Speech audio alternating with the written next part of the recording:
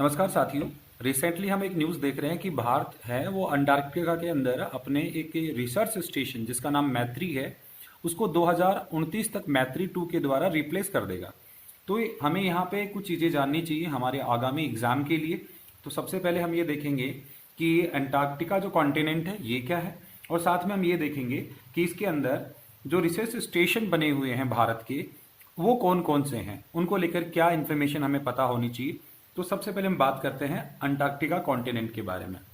देखिए, अंटार्कटिका जो कॉन्टिनेंट है इसके बारे में इंफॉर्मेशन हमें जो पहली पता होनी चाहिए वो ये है कि अंटार्कटिका जो कॉन्टिनेंट हमारा है ये अगर आप मैप पे देखेंगे तो सदर्न मोस्ट कॉन्टिनेंट आपको देखने को मिलेगा।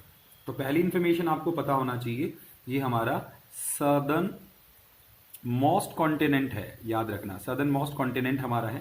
साथ ही ये विज्ञान को समर्पित है, इसका मतलब यहां पर अधिकांश देशों के रिसर्च स्टेशन हैं। रिसर्च स्टेशन आपको यहां पे देखने को मिलेंगे, ऑब्जर्वेटरी आपको देखने को मिलेंगी।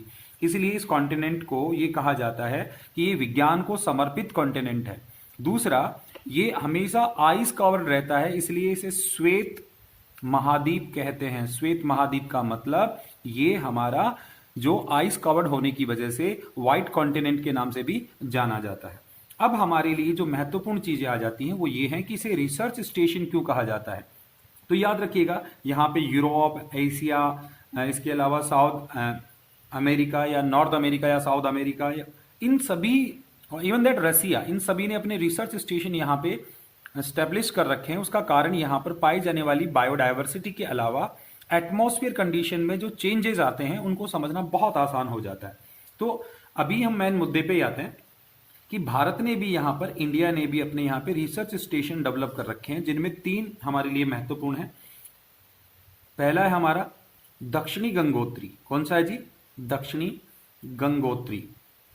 दूसरे नंबर पे जो हमारा आता है वो है भारती, और तीसरे नंबर पे जो हमारा आता है वो है मैत्री। तो आपसे पूछा जाए अंटार्कटिका के अंदर भारत के कितने रिसर्च स्टेशन हैं, तो जवाब होगा 3 है।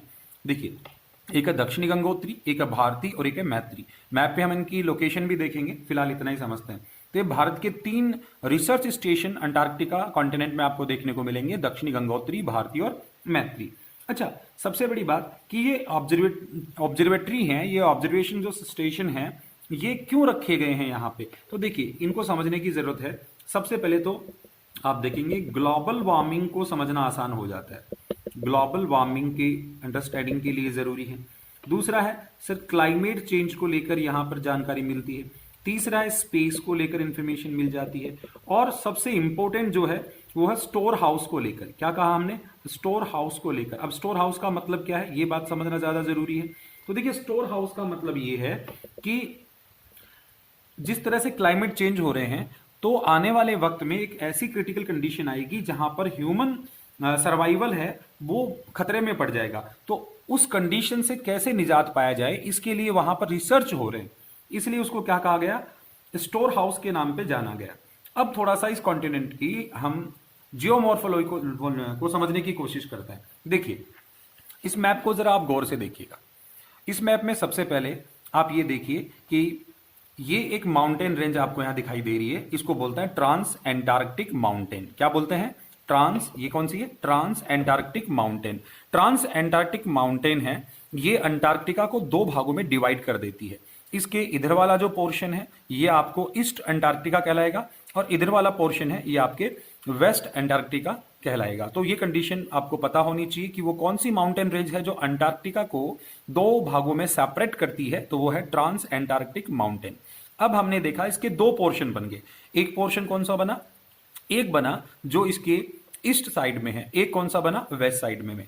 तो सबसे पहले हम ये देखें कि भाई ईस्ट में क्या है और वेस्ट में क्या है। तो ईस्ट वाले पोर्शन में सबसे पहले हम ऊपर की ओर चलते हैं। तो यहां आपको देखने के लिए 2 फ्लैग जो दिखाई दे रहे हैं ये हैं दक्षिणी गंगोत्री और मैत्री। तो दक्षिणी गंगोत्री और मैत्री, इसके नीचे अगर आप आएंगे तो यहां पर एक माउंटेन रेंज दिखाई देगी जिसको हम कहते हैं प्रिंस चार्ल्स माउंटेन। याद रखिए कौन सी है? Prince Charles mountain. Prince Charles mountain के जस्ट ऊपर आपको एक रिसर्च स्टेशन दिखाई देगा। यह रिसर्च स्टेशन भारत का है जिसका नाम भी क्या है? भारती है।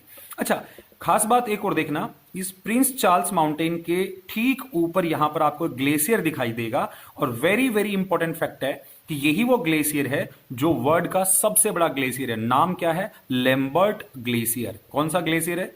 लेम्बर्ट ग्लेशियर। याद रखना, लेम्बर्ट ग्लेशियर है ये विश्व का सबसे बड़ा ग्लेशियर है। Largest glacier of the world is Lambert glacier, और वो कहां पर है? एंटार्क्टिका में है। और एंटार्क्टिका के कौन से पोर्शन में है? तो आप बोलेंगे ईस्टवर्ड में है।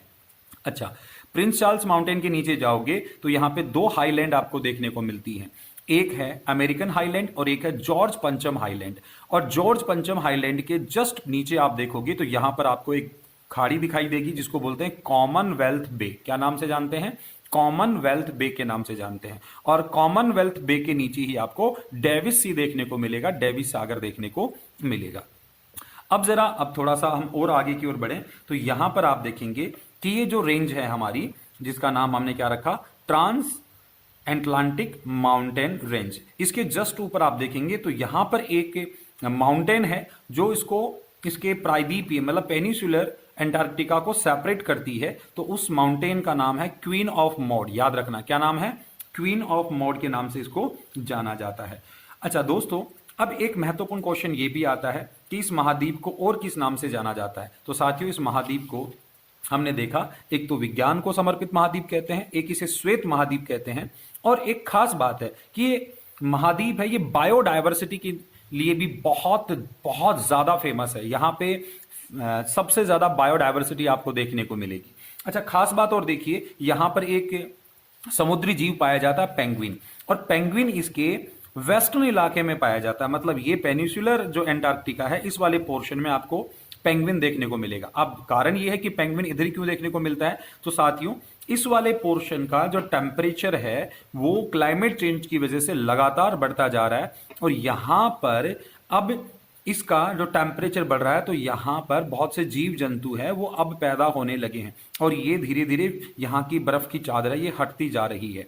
इस इलाके के अंदर जो टेम्परेचर की वजह से यहाँ पे बहुत सारे वेजिटेशन और फ्लोरा और फ्यूना डेवलप होने लगा है, और इसी की वजह से यहाँ बड़े बड़े जो डाइवर्सिटी स्पॉट्स हैं वो अंडर वाटर, मतलब ऊपर आप देखेंगे तो बर्फ की नदियां जमी हुई है और नीचे बहुत सारे डाइवर्सिटी स्पॉट्स बने हुए हैं।